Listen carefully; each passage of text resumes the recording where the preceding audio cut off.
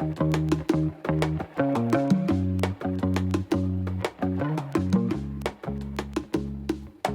it's me, Justina. Welcome back to Investing Selfism, and welcome to a Mindfulness Monday. Yes, that is something that I've chosen to have every Monday, and I have always a podcast episode, a video like this one, or an article for you on the topic of mindfulness and anything else that kind of falls underneath it, which is many topics. I know. And today I wanted to share a story with you that was very, very recent, just from this weekend, and some of the mindfulness lessons, let's say, that I've extracted for it, and just some metaphors that came to my mind, because I'm a big fan of saying, what's the learning experience here? What's the metaphor here? What's the reminder here? And a couple of weeks ago, I published this article that you can find on my blog called Mindfulness Lessons from the Beach.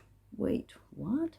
Because I was on a beach, and instead of having this like super peaceful, very, the mind is still kind of experience, I realized how not still and how busy my mind was, even when I'm in these surroundings that are very peaceful, serene, or just very chill, So that was a very interesting reminder of how, that inner work, it's not going to be done for me just by being in a certain place. It's still going to be that inner work that I have to do.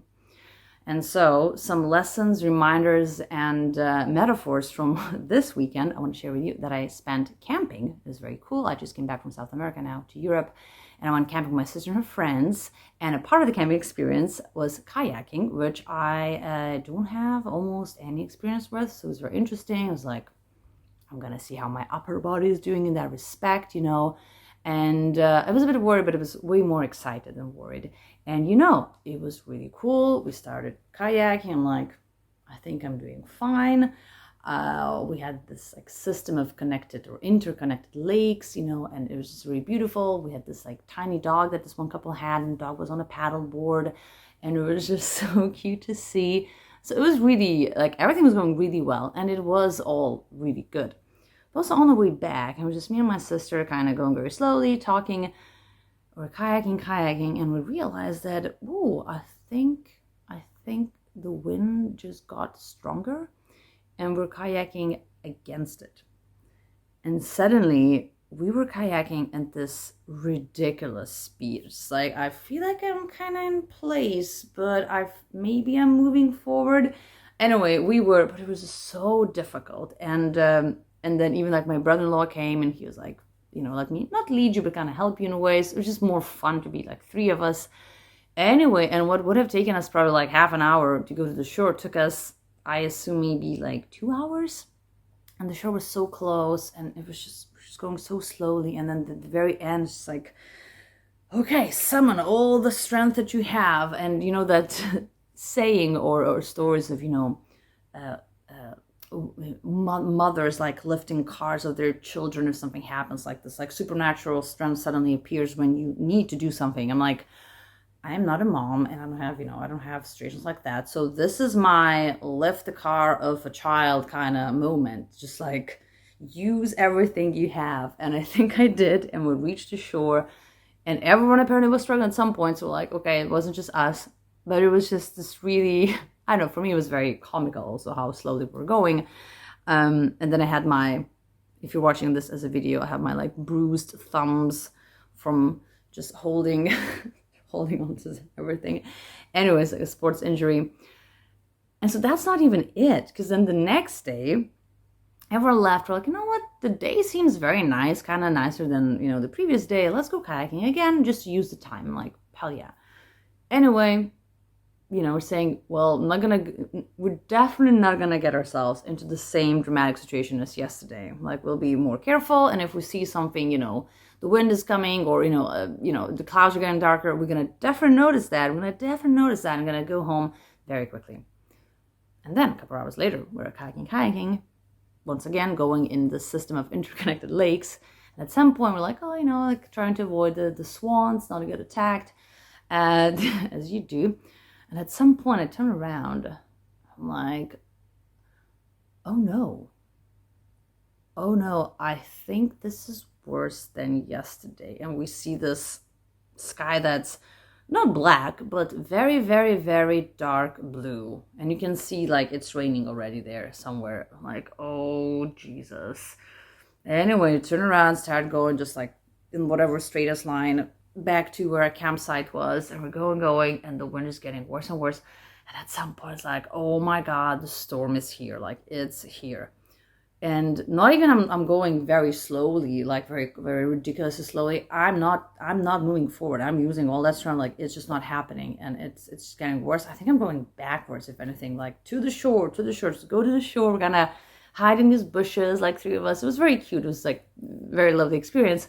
Just like waiting for the storm to pass. And then, the wind kind of subsides. It's still raining. We're like, this is the time. Let's go. And like, I'm like all shivering, like going to the kayak. Cannot see anything because there's a lot of rain, like raindrops on my glasses. Just like, let's just go. Anyway, and then we reached the shore and realized that apparently like more people were having problems there. So like not the only ones kind of who got stuck a little bit on the lake, but then, we get ready, we leave. And I'm thinking, oh my goodness, this is such a cool learning experience. And it's obviously fun because you're with your loved ones, right? And since I'm a big fan of like extracting the learnings, the reminders, the metaphors, I have at least six that I want to share with you about not just situations like that. That's just an illustration, right? That's just an example. But what is an example of, and how we can see something that could be quite challenging, or at least, physically challenging, and obviously you have to use your mind in a way to overcome it. I'm saying this, knowing that these are not the most difficult life challenges. There are things that are way more serious, way more, could be also, grim, could be related to something very unpleasant and sad in the family. So I'm not diminishing anything else, and I'm saying that this is the real deal. No, kayaking on the lake, Jesus, that's like a small thing, and yet it is an example of something. It's an illustration of something. So 6 learnings and reminders that I've extracted from this experience and that I wanted to share with you. So one is that it sounds very cheesy, but only through challenges you can see how strong you are. In my case, it was very literal. I was like, okay, I am capable because I had to do this and I did it. I had a lot of doubts, but in the end I made it. But if I'm never pushed to, kind of check my physical abilities, or whatever, how my mindset works in different situations, right? How I manage my thoughts, how I manage my emotions, applies to so many things, I might never know.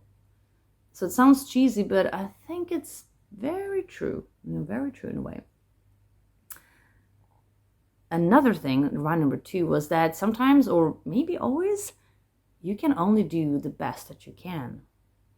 In that storm, like, well, I think this is the strongest me. Like, I understand what's happening. I'm doing my best. And if my best is not enough, then, I have to look for something else, for some option, like to stop and wait in this case, because our best was not enough. But that's what we did. Instead of, shaming yourself for something, being angry with yourself, you have to realize that sometimes that is, we're not always putting our best. Then the analysis could be different. But when you are, that is literally all you can do. Reminder number 3 was the importance of having that mindset or that idea in your head of acceptance. It's a very Buddhist concept. It doesn't have to be just a Buddhist psychology concept. But let's say when something like that happens, like I cannot control nature. I cannot control the wind. So if I'm getting angry at it or disappointed or upset or whatever, it doesn't make any difference because I cannot affect it. So all I can do is say, yep, it's happening. Do I want it to happen? No. Is it inconvenient for me? Oh, yes. But like, that's it. And I don't want to waste my energy, my mental space, my whatever emotional labor on trying to control a natural force, for example, out of all the things, right? So there is that confusion between, acceptance, so it means you accept everything that's happening and you're not going to change anything. You're not, you don't feel like you have agency in your life. No, that's really not about it. But it's about, parts of reality that say, okay, this is what's happening and I can only move forward when I accept it. Instead of saying, oh, this cannot be happening, oh my goodness, what's in it? No, it's happening, and now. So that was a very, very direct kind of illustration of that kind of situation for me. Number 4, the realization, the reminder, the learning is that just like life itself, this journey also had its tougher parts. I mean, we want things to be kind of easy, maybe, and nice all the time, but some journeys, they will have tougher parts. Once again, we can resist it, we can accept it, and we can say, okay, I guess that's how it is. Number 5, those tougher parts can be turned into stories. Usually after they pass, right? Because some stories can be very painful and they're really not a source of, comic relief. Some stories are way too heavy. But stories like that, right? They are a story, and sometimes these struggles, something that, didn't go right, they're also points upon which you can connect with people. Because to say, hey, I had a nice day camping, cool, and it is nice, and, you should share the joy as well.